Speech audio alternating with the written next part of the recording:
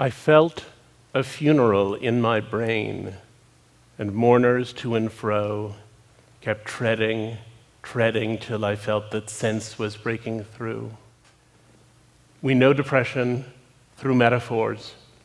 Emily Dickinson was able to convey it in language, Goya in an image. Half the purpose of art is to describe such iconic states. As for me, I had always thought myself tough, one of the people who could survive if I'd been sent to a concentration camp. In 1991, I had a series of losses, and I got through all of those experiences intact.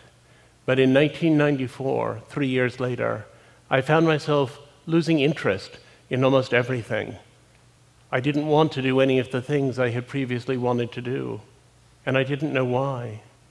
The opposite of depression is not happiness, but vitality. And it was vitality that seemed to seep away from me in that moment. Everything there was to do seemed like too much work. I would come home and I would see the red light flashing on my answering machine.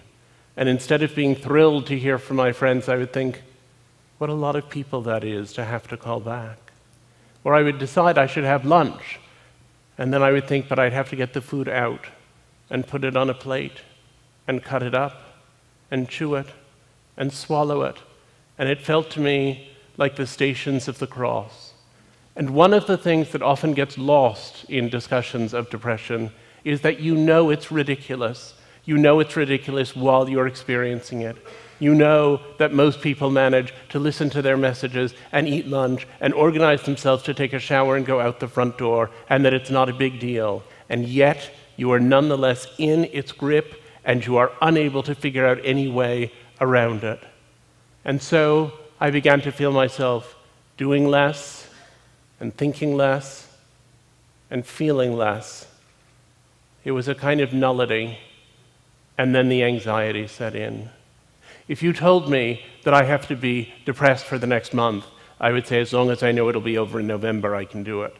But if you said to me, you have to have acute anxiety for the next month, I would rather split my wrist than go through it. It was the feeling all the time, like that feeling you have if you're walking and you slip or trip and the ground is rushing up at you, but instead of lasting half a second the way that does, it lasted for 6 months. It's a sensation of being afraid all the time, but not even knowing what it is that you're afraid of. And it was at that point that I began to think that it was just too painful to be alive, and that the only reason not to kill oneself was so as not to hurt other people. And finally, one day, I woke up and I thought perhaps I'd had a stroke, because I lay in bed completely frozen, looking at the telephone, thinking something is wrong and I should call for help. And I couldn't reach out my arm and pick up the phone and dial. And finally, after 4 full hours of my lying and staring at it, the phone rang, and somehow I managed to pick it up. And it was my father. And I said, I'm in serious trouble. We need to do something. The next day, I started with the medications and the therapy. And I also started reckoning with this terrible question. If I'm not the tough person who could have made it through a concentration camp, then who am I? And if I have to take medication, is that medication making me more fully myself? Or is it making me someone else? And how do I feel about it if it's making me someone else? I had 2 advantages as I went into the fight. The first is that I knew that, objectively speaking, I had a nice life, and that if I could only get well, there was something at the other end that was worth living for. And the other was that I had access to good treatment. But I nonetheless emerged and relapsed, and emerged and relapsed, and emerged and relapsed, and finally understood I would have to be on medication and in therapy forever. And I thought, but is it a chemical problem or a psychological problem? And does it need a chemical cure or a philosophical cure? And I couldn't figure out which it was. And then I understood that actually we aren't advanced enough in either area for it to explain things fully. The chemical cure and the psychological cure both have a role to play. And I also figured out that depression was something that was braided so deep into us that there was no separating it from our character and personality. I want to say that the treatments we have for depression are appalling. They're not very effective. They're extremely costly. They come with innumerable side effects. They're a disaster. But I am so grateful that I live now and not 50 years ago, when there would have been almost nothing to be done. I hope that 50 years hence, people will hear about my treatments and be appalled that anyone endured such primitive science. There are three things people tend to confuse: depression, grief, and sadness. Grief is explicitly reactive. If you have a loss and you feel incredibly unhappy, and then 6 months later you're still deeply sad but you're functioning a little better, it's probably grief, and it will probably ultimately resolve itself in some measure. If you experience a catastrophic loss and you feel terrible, and 6 months later you can barely function at all, then it's probably a depression that was triggered by the catastrophic circumstances. The trajectory tells us a great deal. People think of depression as being just sadness. It's much, much too much sadness, much too much grief at far too slight a cause. As I set out to understand depression and to interview people who had experienced it, I found that there were people who seemed, on the surface, to have what sounded like relatively mild depression, who were nonetheless utterly disabled by it. And there were other people who had what sounded, as they described it, like terribly severe depression, who nonetheless had good lives in the interstices between their depressive episodes. And I set out to find out what it is that causes some people to be more resilient than other people. What are the mechanisms that allow people to survive? And I went out and I interviewed person after person who was suffering with depression. One of the first people I interviewed described depression as a slower way of being dead. And that was a good thing for me to hear early on, because it reminded me that that slow way of being dead can lead to actual deadness, that this is a serious business. It's the leading disability worldwide, and people die of it every day. You don't think in depression that you've put on a gray veil and are seeing the world through the haze of a bad mood. You think that the veil has been taken away, the veil of happiness, and that now you're seeing truly. It's easier to help schizophrenics who perceive that there's something foreign inside of them that needs to be exorcised, but it's difficult with depressives because we believe we are seeing the truth. But the truth lies. I became obsessed with that sentence, but the truth lies. And I discovered as I talked to depressive people that they have many delusional perceptions. People will say, "No one loves me," and you say, "I love you, your wife loves you, your mother loves you." You can answer that one pretty readily, at least for most people. But people who are depressed will also say, "No matter what we do, we're all just going to die in the end." Or they'll say, "There can be no true communion between two human beings. Each of us is trapped in his own body." To which you have to say, "That's true, but I think we should focus right now on what to have for breakfast." A lot of the time, what they are expressing is not illness, but insight. And one comes to think what's really extraordinary is that most of us know about those existential questions, and they don't distract us very much. There was a study I particularly liked in which a group of depressed and a group of non-depressed people were asked to play a video game for an hour. And at the end of the hour, they were asked how many little monsters they thought they had killed. The depressive group was usually accurate to within about 10%. And the non-depressed people guessed between 15 and 20 times as many little monsters as they had actually killed. A lot of people said when I chose to write about my depression that it must be very difficult to be out of that closet, to have people know. They said, "Do people talk to you differently?" And I said, "Yes, people talk to me differently. They talk to me differently insofar as they start telling me about their experience or their sister's experience or their friend's experience. Things are different because now I know that depression is the family secret that everyone has." I went a few years ago to a conference And on Friday of the 3-day conference, one of the participants took me aside and she said, I suffer from depression and I'm a little embarrassed about it, but I've been taking this medication and I just wanted to ask you what you think. And so I did my best to give her such advice as I could. And then she said, you know, my husband would never understand this. He's really the kind of guy to whom this wouldn't make any sense. So it's just between us. And I said, yes, that's fine. On Sunday at the same conference, her husband took me aside.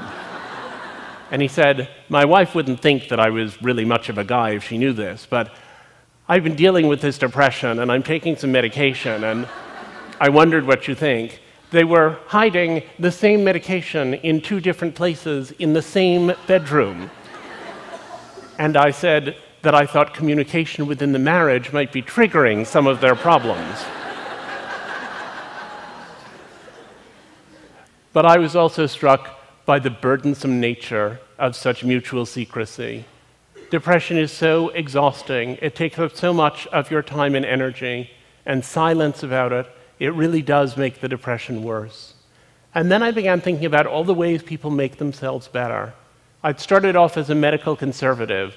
I thought there were a few kinds of therapy that worked. It was clear what they were. There was medication, there were certain psychotherapies, there was possibly electroconvulsive treatment, and that everything else was nonsense. But then I discovered something. If you have brain cancer and you say that standing on your head for 20 minutes every morning makes you feel better, it may make you feel better, but you still have brain cancer and you'll still probably die from it. But if you say that you have depression and standing on your head for 20 minutes every day makes you feel better, then it's worked, because depression is an illness of how you feel. And if you feel better, then you're effectively not depressed anymore.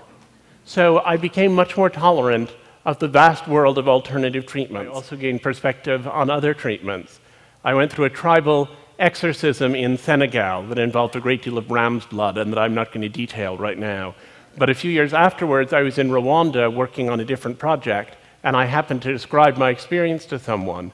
And he said, well, you know, that's West Africa and we're in East Africa, and our rituals are in some ways very different, but we do have some rituals that have something in common with what you're describing.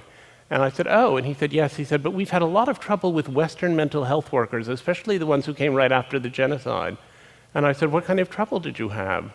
And he said, well, he said they would do this bizarre thing. He said they didn't take people out in the sunshine where you begin to feel better. They didn't include drumming or music to get people's blood going. They didn't involve the whole community. They didn't externalize the depression as an invasive spirit. Instead, what they did was they took people, one at a time, into dingy little rooms and had them talk for an hour about bad things that had happened to them.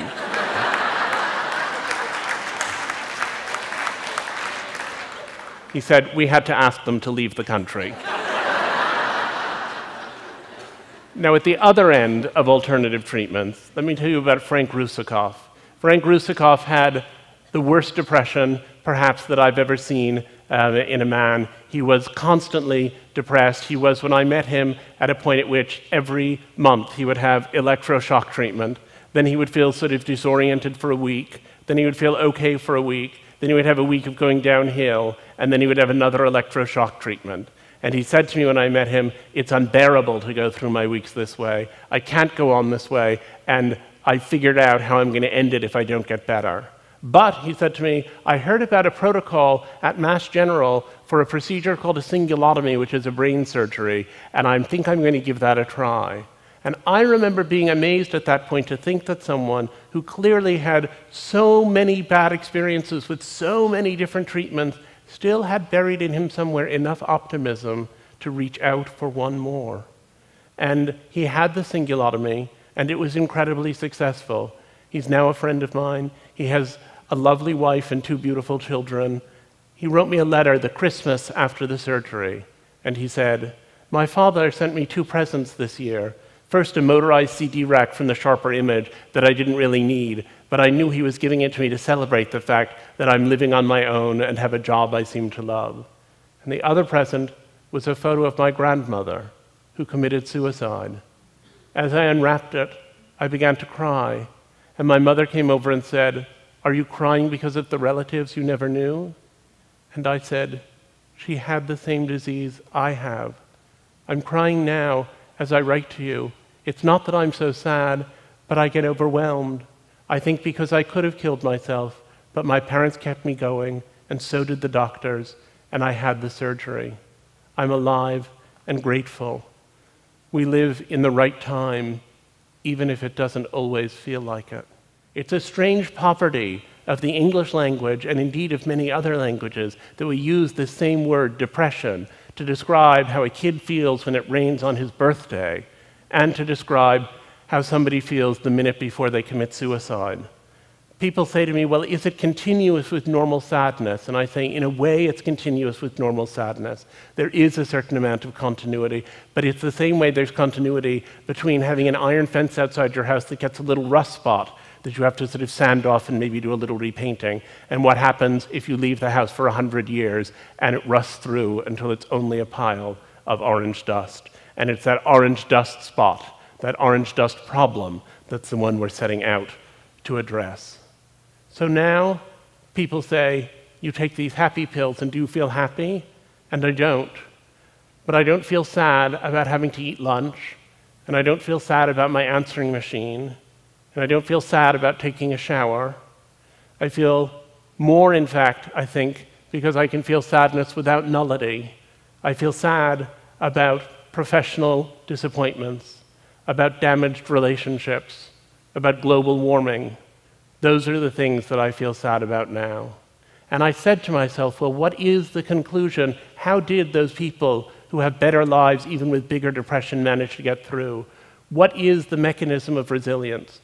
And what I came up with over time was that the people who deny their experience, the ones who say, I was depressed a long time ago, and I never want to think about it again, and I'm not going to look at it, and I'm just going to get on with my life. Ironically, those are the people who are most enslaved by what they have. Shutting out the depression strengthens it. While you hide from it, it grows. And the people who do better are the ones who are able to tolerate the fact that they have this condition. Those who can tolerate their depression are the ones who achieve resilience. So Frank Russakoff said to me, if I had it to do over, I suppose I wouldn't do it this way. But in a strange way, I'm grateful for what I've experienced. I'm glad to have been in the hospital 40 times. It taught me so much about love, and my relationship with my parents and my doctors has been so precious to me and will be always. Our needs are our greatest assets. It turns out I've learned to give all the things I need. Valuing one's depression does not prevent a relapse, but it may make the prospect of relapse, and even relapse itself, easier to tolerate. The question is not so much of finding great meaning and deciding your depression has been very meaningful. It's of seeking that meaning and thinking when it comes again, this will be hellish, but I will learn something from it. I had learned in my own depression how big an emotion can be, how it can be more real than facts. And I have found that that experience has allowed me to experience positive emotion in a more intense and more focused way. The opposite of depression is not happiness, but vitality. And these days, my life is vital, even on the days when I'm sad. I felt that funeral in my brain, and I sat next to the Colossus at the edge of the world. And I have discovered something inside of myself that I would have to call a soul, that I had never formulated until that day 20 years ago when hell came to pay me a surprise visit. I think that while I hated being depressed and would hate to be depressed again, I found a way to love my depression. I love it because it has forced me to find and cling to joy. I love it because each day I decide, sometimes gamely and sometimes against the moment's reason, to cleave to the reasons for living. And that, I think, is a highly privileged rapture. Thank you.